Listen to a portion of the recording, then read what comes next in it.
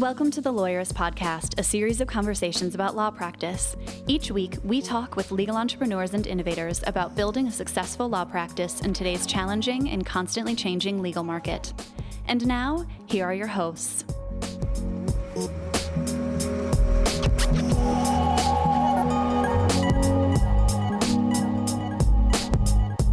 Hi, I'm Sam Glover. And I'm Aaron Street, and this is episode 231 of the Lawyerist Podcast, part of the Legal Talk Network.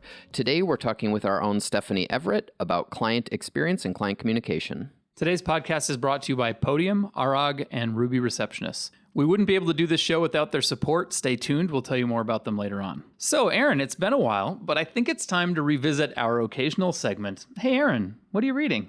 So, hey, Aaron, what are you reading? Hi, how are you? I'm doing well. How are you? It has been a while. It's been like months and months since we checked in on my book habits. I was so pleased with my cleverness when I created this segment, and then I forgot about it after we did it a couple times.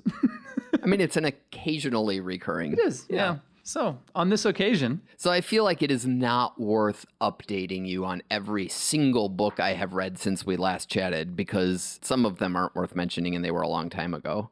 And also, I don't remember when we actually last spoke about this, and so the further back I go, the more likely I'm... You've read 75 books since then. Yeah, but then I might also be redundant with what we talked about last time. Like, I can't remember if I mentioned the Leonardo da Vinci book from Walter Isaacson or not. Oh, I read that too. That was really good. That was very good. Yeah. Here are a few, though, that I have read since we last spoke. Cool. One would be The Alter Ego Effect by Todd Herman, who's a friend of mine. Yeah. I think we may actually invite him onto the podcast sometime soon. Cool. It's an interesting business book around how high-performing people, he mostly coaches athletes, but he also coaches other kind of high-performing people, how many of them formally adopt an alter ego as one of the ways that they overcome things like imposter syndrome, where some of them will literally put on a different costume, change their glasses, take a deep breath before they go on stage to assume the persona of their alter ego. And it's a fascinating concept. That's interesting. I was just listening to somebody reference Keanu Reeves, actually,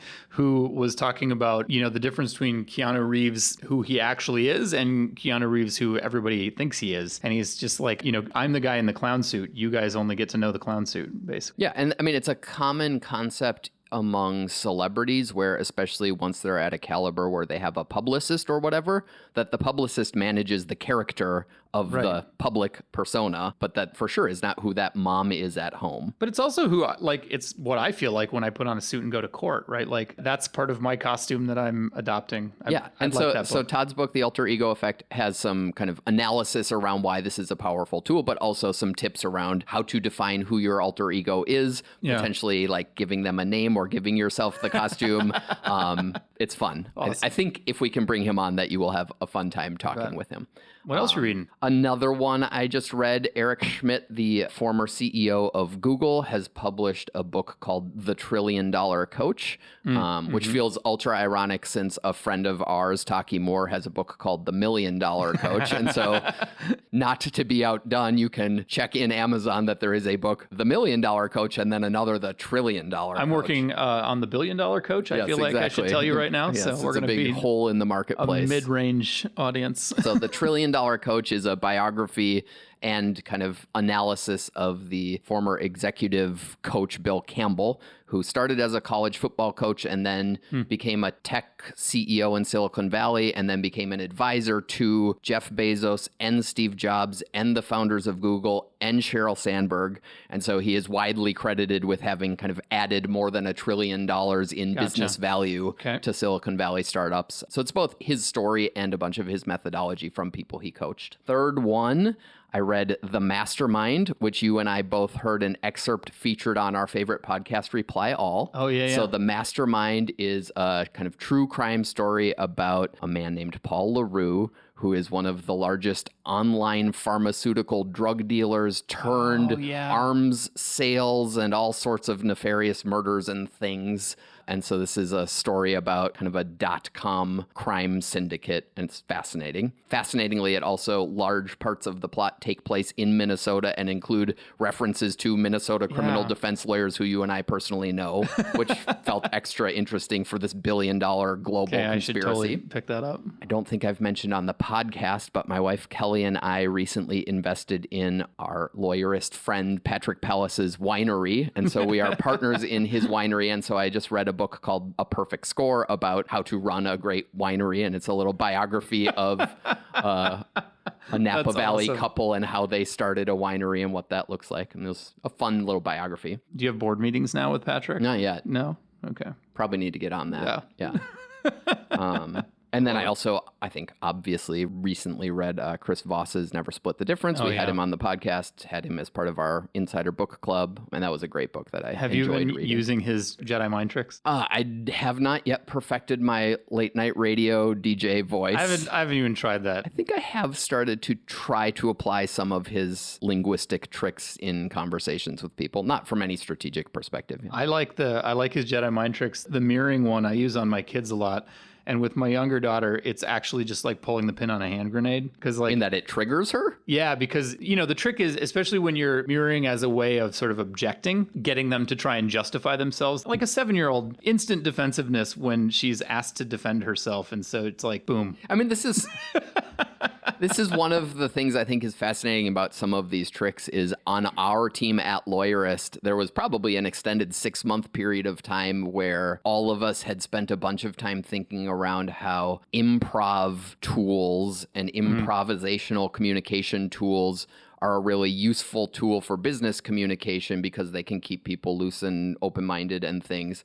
But it led to almost all of our meetings, including people going, yes, and then always meaning no. Which now makes us laugh every time it happens. Yes, we were all trained to say yes but that always meant no. I will say the it seems like construction had some really dramatic impacts on my relationships. Yeah. Over like when you say this, it makes me feel that. That's another hand grenade, but the it seems like has been fucking magic. I love that one. Yeah. I think that will be a book that I reread and highlight and take notes from. Mm-hmm. Currently reading The Making of a Manager by Julie Zhou, which is a book on how to manage other people. Yeah. And it's been interesting. I have learned some, but it has also been a really useful framework. She's got a framework for how to think about being a good manager that I thought was really interesting.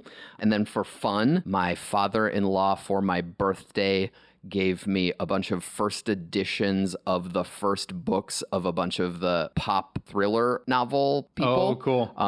And so I am reading like a hardcover first edition of Brad Thor's first book, even though all the rest of his books, they're like pharmacy. Supermarket reading. Supermarket paperbacks. Checkout lanes. And then on Audible, I'm listening to In Cold Blood, which I had never read or listened to before. I'm reading Nelson Mandela's autobiography in preparation for my South Africa trip it'll be in a couple of weeks when this podcast airs. It's very thick and kind of a little bit of personal propaganda, but also really compelling and good. Yeah. I mean, it's just, what a freaking life, that guy. So that's the main thing. Hey, Sam. Yeah. What else are you reading? And I'm preparing for a couple of future podcasts with audiobooks. John Ruhlin's book is one I'm reading. Giftology. And I'm reading Giftology. Yep, thanks. And I'm reading Farsighted in hopes of getting the author whose name is escaping me. Stephen Johnson. Yep.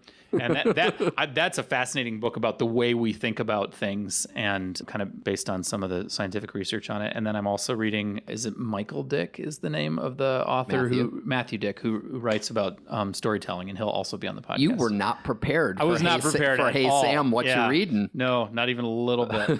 So I got a few audiobooks going and Mandela's autobiography. Yeah. So because apparently I'm also reading several things. Shit, if I turn the tables on you and do a Hey Sam, what you reading, you better be prepared next time. That is not an official occasional segment. Oh. So now that we're all caught up on reading material and you have like a 3-page list of things to read, let's have my conversation with Stephanie, which I think you'll really enjoy. Here we go.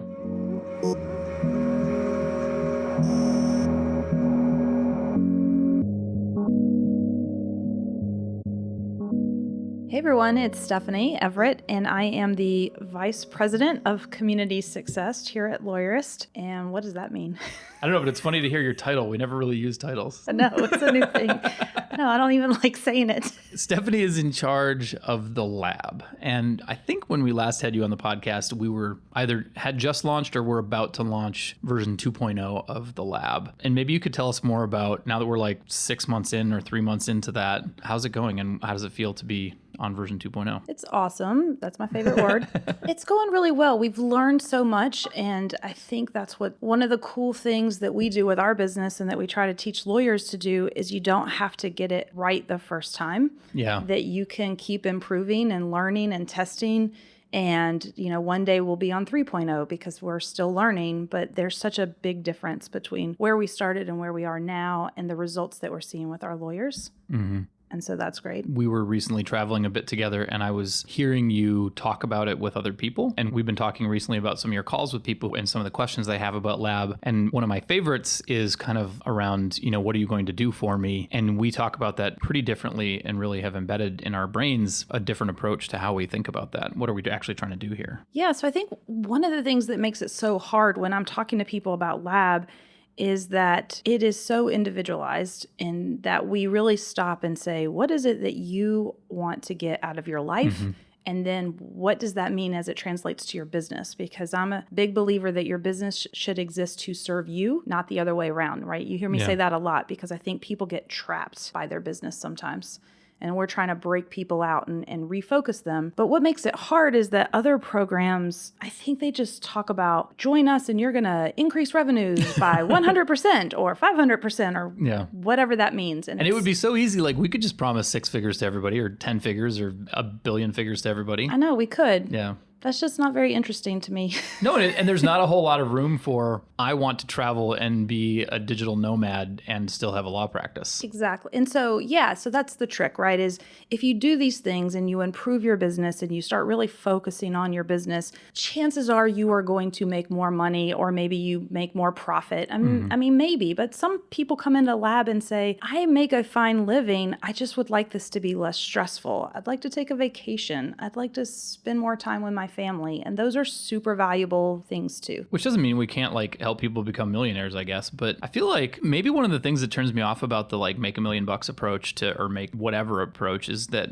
my goal in life is not to get rich. There is an amount of money that is enough and I want to make that. And I want to work as little as possible doing things I hate and as much as possible doing things I like and maximize my time spent with friends and family. And after I'm at enough, I don't care about working more to make more. So I think that is probably true for a lot of listeners because so many solos and small firms are in it for the balance that they can get out of it. So. Yeah. I think that's right. I think that's why a lot of folks tell me that they started their own practice in the first place is they had this idea that it was going to create freedom or balance or harmony. I know we don't like to use that work-life balance word around here too much because it's silly. And then you get into it and you take on so much. Your role you take on all these hats and next thing you know, you're the IT guy and you're the CFO and you're the collections department and you're the everything. And it's overwhelming, and it's the exact opposite feeling of what you thought you would get by opening your own practice. Yeah. And that's no fun. So we do have a problem that we're working on in Lab. Lab 2.0 is not perfect. Version 2.1 will contain a solution to this problem, which is lawyers feel like they shouldn't prioritize working on their business. And one of the things that you've been working on is trying to figure out, how do we help lawyers commit to that? And I'll let you take it away because you had an interesting call with other coaches that kind of leads into the subject of today's podcast, which is around communications and experiences and with clients. Yeah, so a couple of things. I mean, I myself am in a coaching program because I believe in what I do so much that I also benefit from being in a community. In this case, it happens to be coach the coaches. So the other people that I'm working with are coaches and consultants, but for dentists and hair salons. And yes, that's a thing. Totally.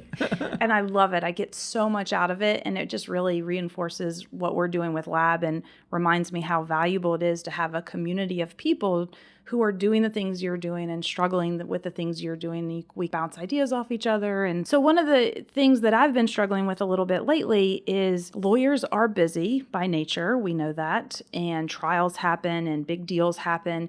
And so it's really easy for them when they hit those times of busyness to like you just said, unprioritize their business, unprioritize what they're doing with lab, and it kind of sits for a while. And if it sits long enough, it's easy for them to just shut it all together and say, never mind, I'm out. I understand it, and it's a strange mindset because you have to take care of your business too. Not because it's a frivolous thing or because I'm advocating for that as a person who believes in business. You have to take care of your business because if you don't, it falls apart. Right.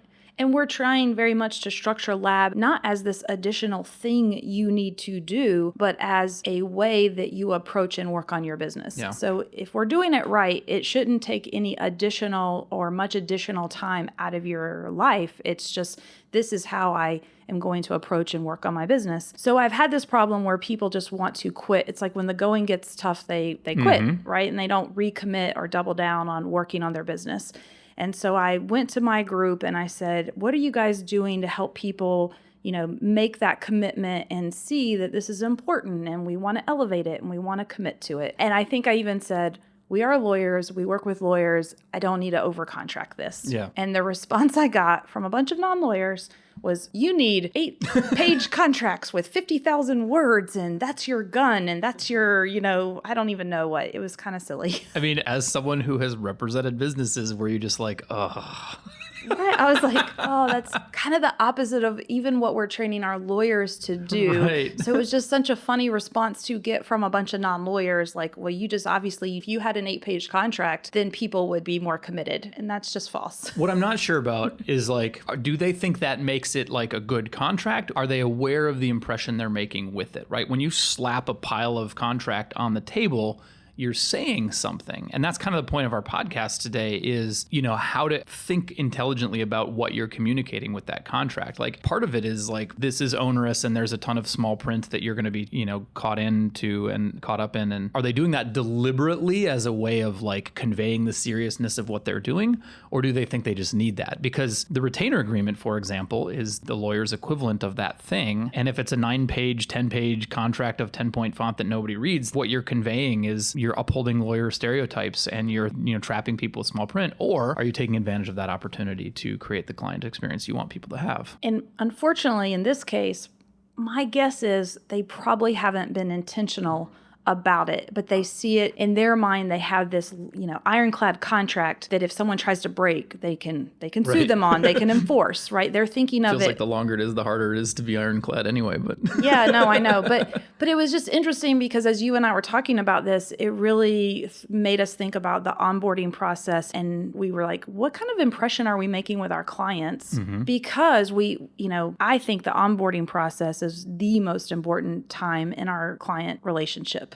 There's so much important. And most attorneys, by the way, gloss over this. It just becomes very rote. Right. And here are things. One of my favorite clauses is this comes up a lot with testimonials. And lawyers are like, how do I make sure that it's okay for me to use things my clients say on my website? And the answer is often, well, I just stick that clause in my retainer agreement that nobody reads, right? And the reality is, do you have the contractual right to use that quote? Yes. Is your client going to feel like they got trapped by small print if they don't feel good about it?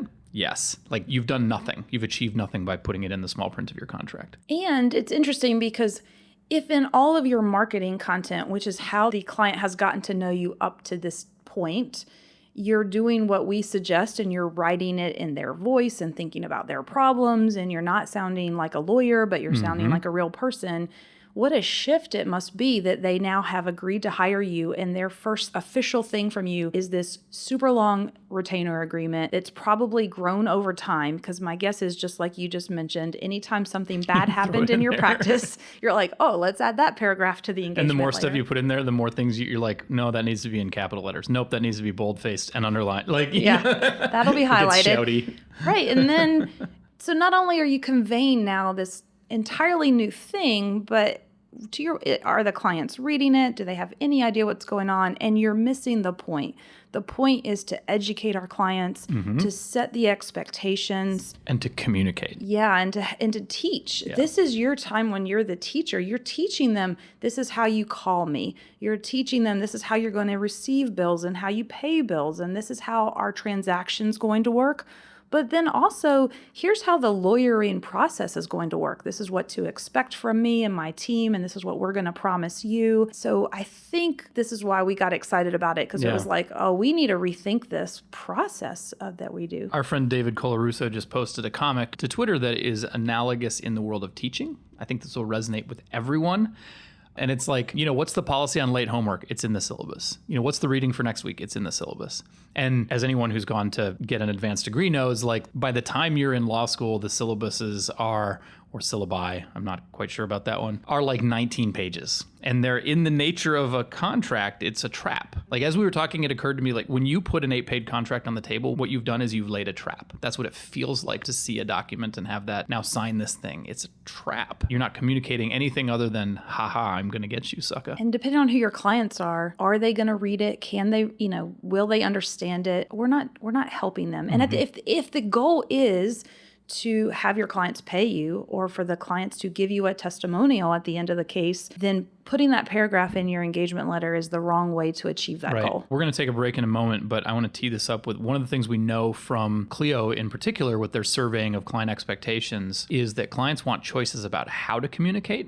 And one of the best places to have that conversation is right up front at the beginning of your client relationship when you have that retainer agreement in front of you and you can give the client some choices about how they want to communicate.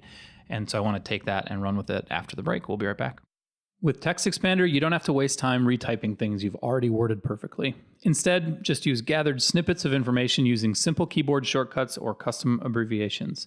You can capture the important pieces of your emails, directions, messages, and data as snippets so you never have to retype them again. From correcting your personal typos and defining industry terms to whole email templates, reusing your info has never been faster, and it works everywhere you type. Text Expander is available for Mac, Windows, iPhone, and iPad, and now Chrome too. Listeners can get 20% off their first year by visiting textexpander.com/podcast.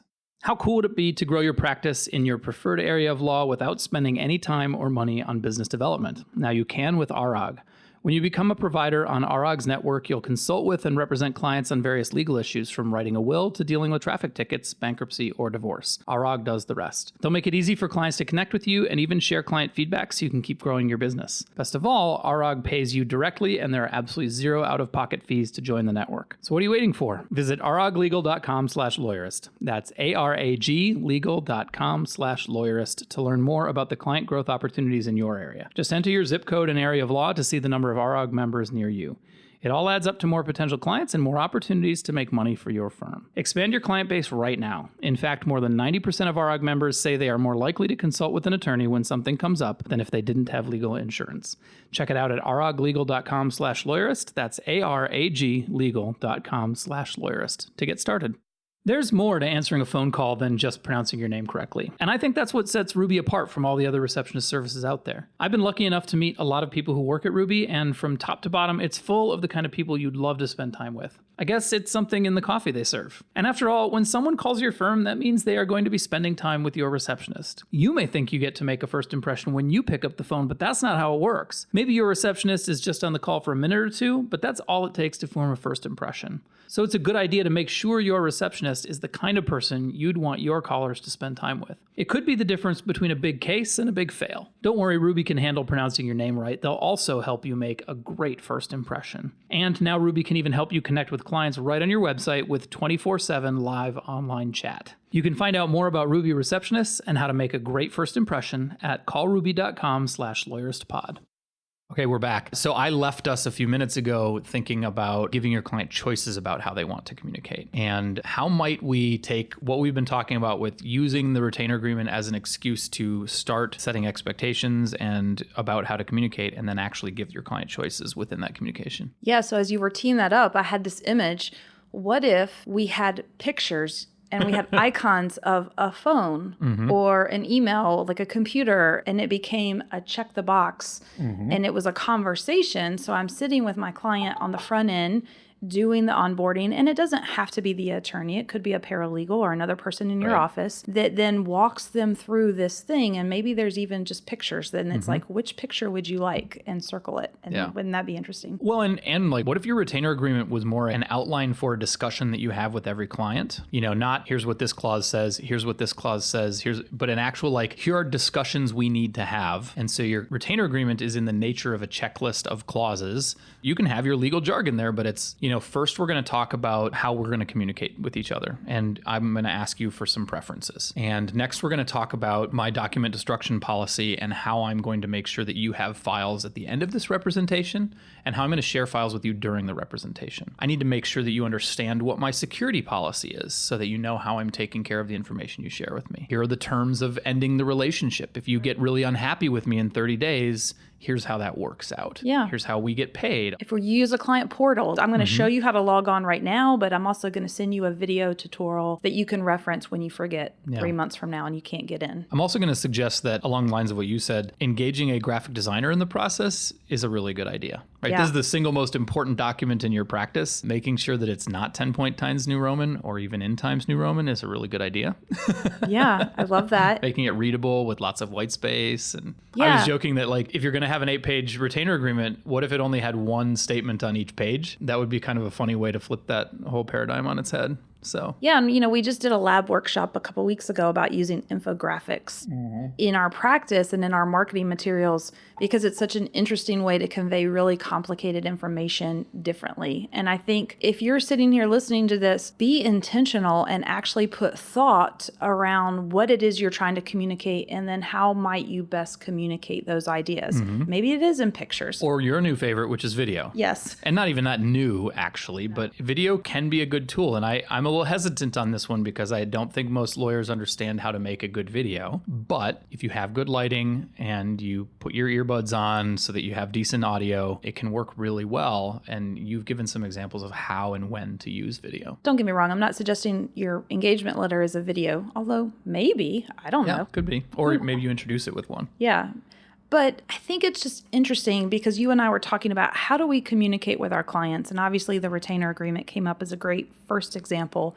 But then as the relationship continues, how are you constantly conveying information and what are you saying? And are you being client-centered and thoughtful in that? I was telling you a little bit ago, I had a lab coaching call recently with an attorney, and she's just going through some emotional decisions right now that are related to her business, and it's perfectly fair to be emotional about, right? Like she's not wrong to feel this pressure that she feels. And so it got a little emotional on our call.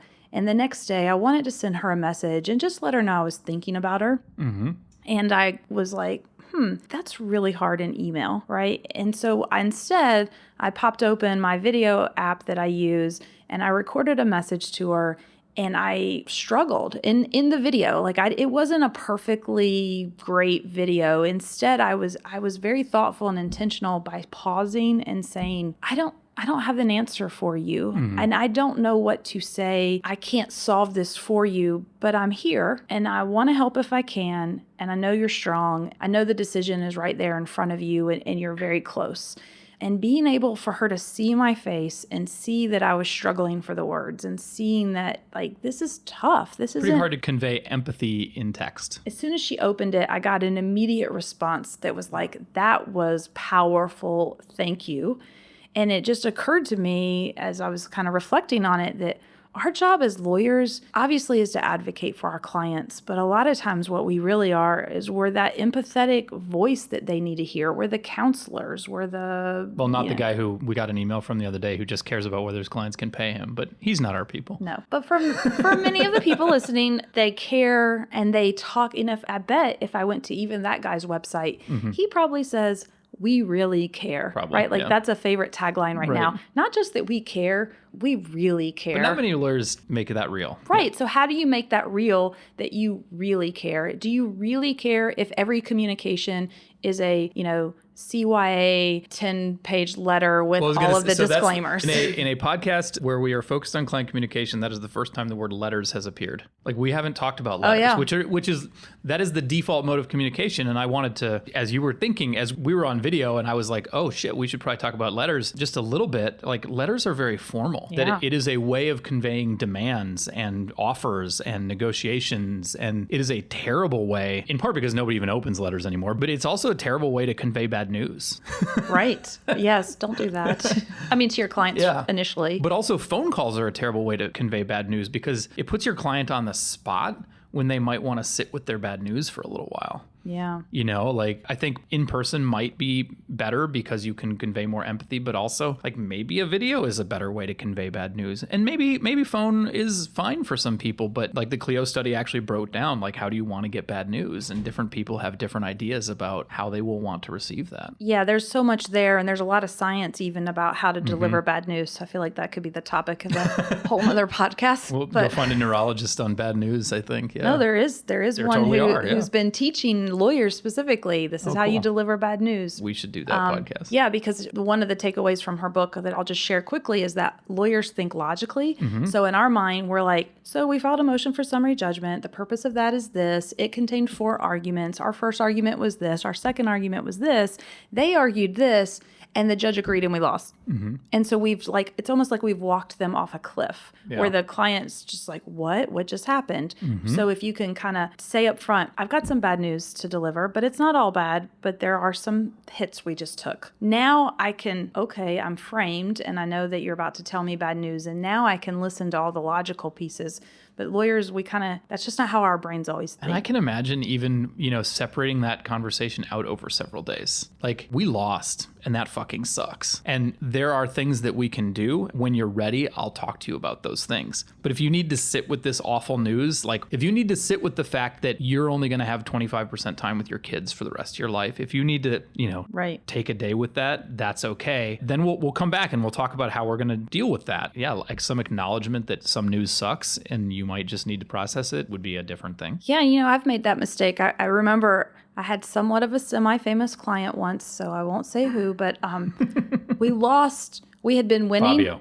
No, but you probably wouldn't even think it was. My wife had an interesting interaction with Fabio once, and so for some reason that's what comes up. It was a musician that I really liked when I was a teenager. So we lost on an issue, and I remembered giving her like this baseball analogy where I was like, we didn't hit a home run, but we're I don't remember exactly what I said, but I was like, we're not out. Like, the game's not over, because I knew that the next pieces were coming. And I remember her saying, like, I'm a smart woman, Stephanie, shut up with these professional sports analogies or something. And I just felt so dumb because also, like, she was a little bit of my idol when I was a teenager. So I was like, oh. You're fangirling a little bit and trying to deliver bad news. Right. I was like, this is horrible. But we did ultimately prevail, and she apologized later. Awesome. She was like, that was mean and I'm sorry. And I was like, yeah, you hurt me a little bit. I couldn't listen to your CDs for a while, but now I'm back. That's funny. But That's it's awesome. a good lesson in like how we talk to our clients. I was going to wrap this up with a metaphor, but it's not a sports metaphor. Okay. I think I've probably mentioned this before on the podcast, or maybe not. I don't know. But one of my goals was to be an appellate lawyer. And so I sat down with kind of one of the leading appellate lawyers in our state, who later became a Supreme Court justice or Minnesota Supreme Court justice until he got bored with it. But we sat down and he was giving me advice, and he was saying, one of the things that I think separates some of the best appellate lawyers from the rest is that the best appellate lawyers view everything in the brief as an opportunity to persuade. Like, your table of contents should be persuasive. Your table of authorities should be persuasive. Your headings should be persuasive. And even if the judge never reads them, the subconscious effect of them will be even more effective than if they actually are, reading them as if they're part of the brief. But obviously judges read pretty much everything if they can. And I thought that was really interesting. Like, of course, persuade with everything. Persuade Persuade with your footnotes. Don't miss an opportunity to be persuasive. I think it's Cardozo's opinions and Learned Hand's opinions are so effective because by the end of the statement of facts, you already know how the case comes out. And you should persuade with your statement of facts. That is an opportunity to tell a story in a way that makes your case for you. The way that I think applies here too is don't miss an opportunity to take advantage of communications with your clients and to create the kind of experience you want them to have. From the retainer is many lawyers just treat that as sign this and we'll move on. That's a missed opportunity, right? Your retainer is one of your first and best opportunities to set expectations and create the client experience that you want people to have with your firm. And so don't miss any of those opportunities throughout the representation. Yeah, I love that. Well, then we can end. Great. Thank you, Stephanie. Thank you, Sam.